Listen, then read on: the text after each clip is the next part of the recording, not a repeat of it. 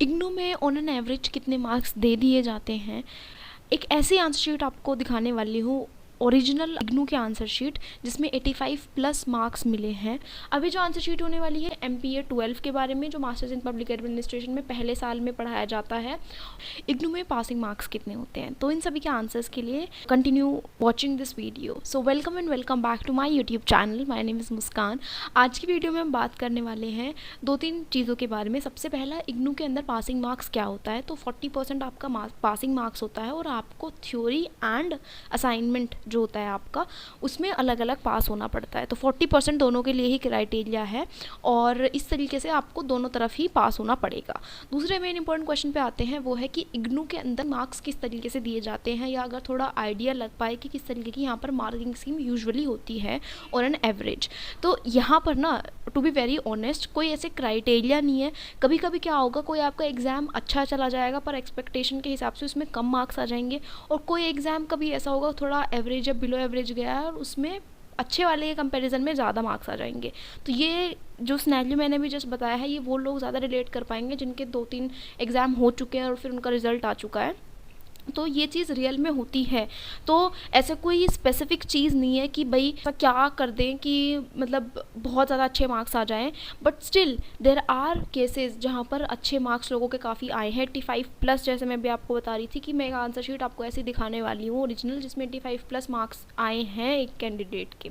ठीक है, आइडिया लगाने के लिए कितने मार्क्स दिए जाते हैं, तो 45 प्लस एक तरीके से, और अराउंड 65 तक आपको यहाँ पर मार्क्स मिल जाएंगे। पर ऐसा नहीं है 45 से कम नहीं आते हैं लोगों के ऐसे भी आते हैं 40 भी आते हैं, किसी किसी के 38 ही आ जाएंगे। जैसे बहुत सारे लोग होते हैं ना जिनका छूट जाता है एग्जाम में 1 क्वेश्चन 2 क्वेश्चन, क्योंकि उन्हें लगता है स्टार्टिंग में तो वो टाइम मैनेजमेंट करके नहीं रखते हैं, फिर जब उनका आंसर छूट जाता है तो उन्हें लगता है कि 2-3 आंसर उन्होंने तो इस हिसाब से लिखे हैं कि पता नहीं बाकी जो क्वेश्चन छूटे हैं उनके भी नंबर एग्जामिनर पहले वालों में दे देगा। तो ऐसा कुछ नहीं होता है। यहाँ पर जितने क्वेश्चन कंपलसरी हैं करने, कैसे भी करो, टाइम मैनेजमेंट करो, घड़ी बिल्कुल सामने रख लो, प्रॉपरली सारे ही क्वेश्चन करने इसलिए ही इंपॉर्टेंट होते हैं, क्योंकि ऐसा नहीं है कि अगर 20 नंबर का क्वेश्चन है तो एग्जामिनर के ऊपर ये चीज़ बिल्कुल है ऐसे ही कि भाई 15 तो तुम्हें देना ही है, और 15-15 3 क्वेश्चन में मिल जाएंगे तो हो गए 45, हो गया पास। कोई भी स्टूडेंट ऐसे नहीं दिमाग अपना ज़्यादा इसमें इन्वॉल्व करना है कि भाई हम तो ऐसे कर लेंगे, वैसा कुछ होता ही नहीं है। इसलिए मैं कहती हूँ टाइम मैनेजमेंट करो, और जितने क्वेश्चंस बताए हैं ना क्वेश्चन पेपर में कंपलसरी हैं करने, उन सभी को करना है टाइमली। तो ऐसा भी होगा 45 से अगर कम आएंगे, आपके 40 आ गए मान लो, अब जिसके 38 आ गए वो तो अटक गया, क्योंकि पासिंग मार्क्स तो 40 है। अब फिर उसका एक अलग सिनेरियो हो जाता है, वो किसी और दिन वीडियो में दूसरे में कवर कर लेंगे। तो फिर 40, 41, 42 ऐसे भी लोगों के मार्क्स आते हैं, और 65 के आसपास तक आपको यूजुअली मिल जाएगा देखने को। उससे अबव जो जाते हैं वो बिल्कुल ऐसी कॉपियाँ होती हैं जिसमें बहुत ज़्यादा मतलब बहुत ज़्यादा ही अच्छे तरीके से इसमें लिखा जाता है। जैसे मैं आगे आपको वीडियो में दिखाने वाली हूँ एक ओरिजिनल आंसर शीट, उसमें 85 प्लस मार्क्स आए हैं। अब जस्ट इमेजिन, मैं अगर बोल रही हूँ कि आपको 65 तक जो मार्क्स है इग्नू में वो यूजुअली मिल जाते हैं, अगर 85 प्लस किसी के आए हैं तो मतलब उस पर्सन ने क्या ऐसा किया होगा कॉपी में, तो वो चीज़ आप भी देखना। ठीक है, अब नेक्स्ट क्वेश्चन है, क्या 45 और 65 की जो रेंज है इसके बियॉन्ड जाना पॉसिबल है। तो ये पॉसिबल है, क्योंकि एक आंसर शीट मेरे पास है जिसमें ये हुई है चीज़, और ऐसा लोगों के साथ होता भी होगा। बट आप क्या इस चीज़ को कर पाओगे नहीं कर पाओगे, ये आप इस चीज़ को देख के डिसाइड करना कि एक तो आपने कितना टाइम दिया है अपनी तैयारी करने के लिए इग्नू के लिए, जो यूजुअली क्या होता है सब बहुत ज़्यादा लास्ट में ही कर रहे होते हैं। दूसरा, आपको जो कंटेंट आता है उसमें कितना वैल्यूएबल, कितना इम्पैक्टफुल वो एक कंटेंट है आपका, और फिर आपको ये भी देखना कितना क्लैरिटी से आप उसको प्रेजेंट कर पाते हो अपनी आंसर शीट में। जब मैं आपको ये ओरिजिनल वाली आंसर शीट दिखाऊंगी इग्नू की, उसमें आप देखना ये सारी चीज़ें बहुत ही ज़्यादा अच्छे तरीके से लिस्टेड है, तो आपको तब समझ में आ जाएगा कि कितना ज़्यादा क्लैरिटी, कितना ज़्यादा अच्छे तरीके से हमें प्रेजेंट करना होगा अगर हमें 80 या 70 अबव मार्क्स चाहिए होंगे। तो मैं आपको आंसर शीट दिखाने वाली हूँ। अब let's just see that answer sheet in real कि वो होता क्या है। मैं पूरी आंसर शीट रीड नहीं करने वाली हूँ, मैं बस थोड़ा ही पार्ट आपको दिखा के और उसमें मुझे क्या लगता है कि मेरे क्या व्यूज़ हैं बेसिकली, क्योंकि मैंने ये कोर्स यहाँ से किया हुआ है तो मुझे भी थोड़ी अंडरस्टैंडिंग है चीज़ों के बारे में। ठीक है, अभी जो आंसर शीट होने वाली है ये होने वाली है MPA 12 के बारे में, जो मास्टर्स इन पब्लिक एडमिनिस्ट्रेशन में पहले साल में पढ़ाया जाता है। और इस आंसर शीट की जो PDF है वो आपको मिल जाएगी मेरे टेलीग्राम ग्रुप पे। I have a Telegram group, I will add the link for the same in the description description of this video. I have made various other videos. If you want, you can check all of those out, but do wait for my analysis also. मैं आपको एक दो points बताऊंगी जो शायद आपके काम ही आएंगे, जस्ट सी कि हम कितना उस आंसर शीट से सीख पाते हैं। तो शुरू करते हैं। सबसे पहले ये फ्रंट पेज है। जो लोग पहली बार एक इग्नू की आंसर शीट को देख रहे हैं तो वो देख सकते हैं कि इसी तरीके का आपको एग्ज़ाम में भी मिलेगा। पहला पेज पे आपको अपनी जो भी इंपॉर्टेंट डिटेल्स हैं वो फिल करनी होती है, और ये आपको दिख भी रहा होगा 2022 की कॉपी है ये, और MPA 12 की है। पेपर का नाम एडमिनिस्ट्रेटिव थ्योरी है और ये इंग्लिश में है। और यहाँ पर आपको ये मार्क्स लिखे हुए दिख जाएंगे। 87 स्टूडेंट के मार्क्स आए हैं, ठीक है। तो अब अगर आगे हम इसमें देखें तो पहला ही क्वेश्चन हमें मिल गया। पहला क्वेश्चन FW टेलर के बारे में है, साइंटिफिक मैनेजमेंट थ्योरी इन्होंने दी है, और इसमें देखिए कि किस तरीके से लिखा हुआ है। पहले चारों प्रिंसिपल्स लिखे हुए हैं, फिर उसके बाद जो जो भी इम्पोर्टेंट कॉन्सेप्ट इस थ्योरी से रिलेटेड हैं वो सब लिखे गए हैं, आप यहाँ पर देख सकते हैं। फिर इन्होंने आगे लिखा हुआ है मैनेजमेंट सिस्टम के बारे में, क्या उसमें प्रॉब्लम रही हैं, और एक क्रिटिकल इवैल्यूएशन लिखा है साइंटिफिक मैनेजमेंट थ्योरी का, और उसके बाद वे फॉरवर्ड इन्होंने लिखा हुआ है, ठीक है। और एंड हो गया इनका फिर आंसर।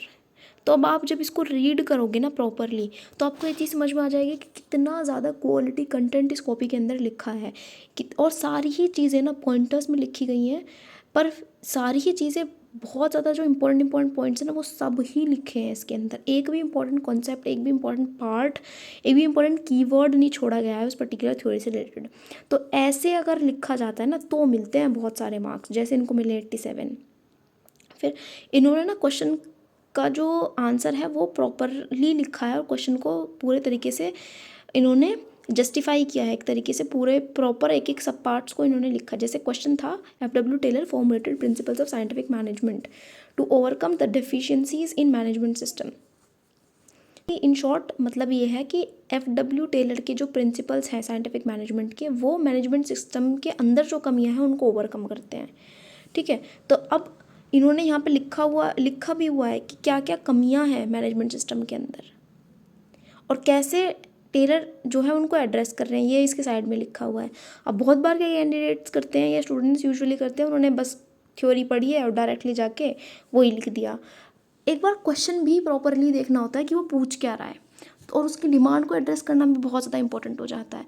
तो इसी तरीके की ही आपको चीज़ें इनकी कॉपी में आगे भी देखने को मिलेंगी। एक एक क्वेश्चन में रीड नहीं करूँगी क्योंकि अल्टीमेटली आप वैसे भी खुद ही इसी तरीके की PDFs देख लेते हो।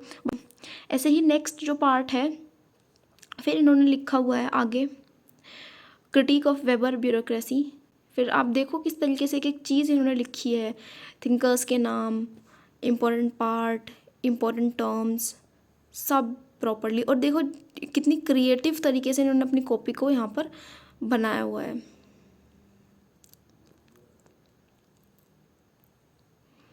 ये वो है हायरार्की ऑफ नीड्स जिसके बारे में मैं बात करती हूँ कि ऐसे ही एक ट्रायंगल की फॉर्म में आप बना सकते हो।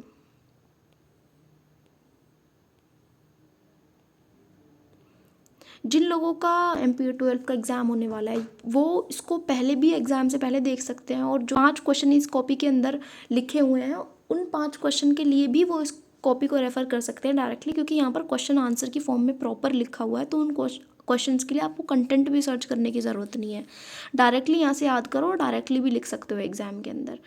तो अब आगे देखो कितना क्रिएटिवली इस कॉपी के अंदर चीज़ें लिखी गई हैं और कितने प्रॉपरली लिखी गई हैं। तो ये है पूरी कॉपी। बाकी आप डाउनलोड भी कर सकते हैं इसको मेरे टेलीग्राम ग्रुप से, जिसका जो लिंक है वो मेरे वीडियो के डिस्क्रिप्शन में आपको मिल जाएगा। I will be coming up with more such videos.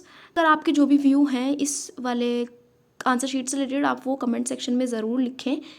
तो अभी आप लोगों ने खुद ही देख लिया होगा कि एक ऐसी आंसर शीट इग्नू की जिसमें 85 प्लस मार्क्स आए हैं, ऐसा अचीव करने के लिए हमें कितना ज़्यादा अच्छे से अपनी चीज़ों को प्रेजेंट करना होगा आंसर शीट में। तो अगर आपको इतना ही क्लैरिटी है कंटेंट के बारे में और आप इतने अच्छे तरीके से चीज़ों को इतना डीपली जानते हो, तो फिर आप भी इसी तरीके के मार्क्स ले आओगे एग्ज़ाम में, अदरवाइज़ तो फिर थोड़ा कम ही मिलेगा। और फिर उसके लिए फिर ये मत बोलना कि इतना ही कम क्यों मिला है, क्योंकि बेटर परफॉर्म कर रहा है तो उसको ज़्यादा मार्क्स मिलेंगे, अगर आपका उतना बेटर नहीं है तो थोड़ा कम मार्क्स मिलेगा। तो ऐसे चीज़ें होती हैं। बाकी if the video was helpful, give it a thumbs up. For more such videos you can subscribe to my channel. Do subscribe as much as you can because that really motivates me. Thank you.